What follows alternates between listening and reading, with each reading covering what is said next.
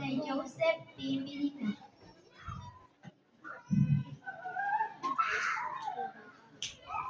Kapapalid.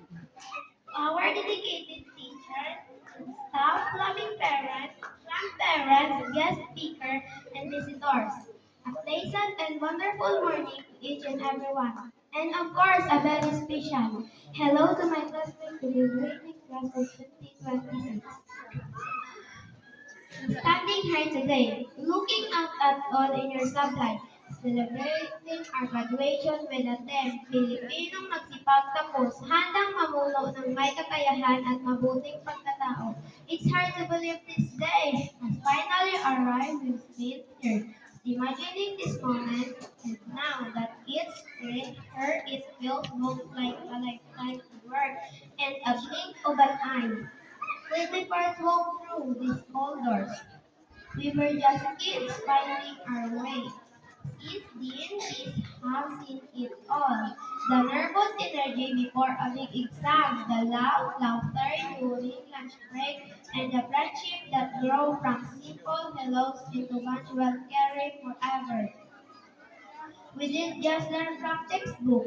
We learned how to support one another, how to be resilient when things got tough, and how to celebrate each Sabi ko, ikaw other's nagmadya wins. sa imo grade Every 6. challenge we faced was Sabi ko, may grade 6 kasi ko nang tayo, pero nagmadya.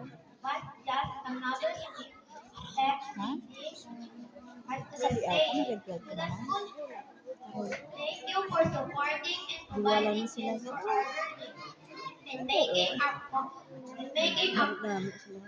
and making our school a conducive place for learning. To our teachers, thank you for seeing our potential even when we couldn't see it ourselves.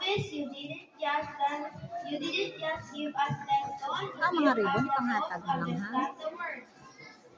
To our families, look at us today. This milestone belongs to you, just as much as does to us. Thank you for the countless sacrifices, the word of encouragement, and for being our biggest fan every single step of the way. To my fellow graduates, today is a celebration of how far we've come, but it's also a launchpad for we are going, whether you're feeling excited, nervous, or a little bit of both. Remember that you are ready, you have everything you need to make your mark.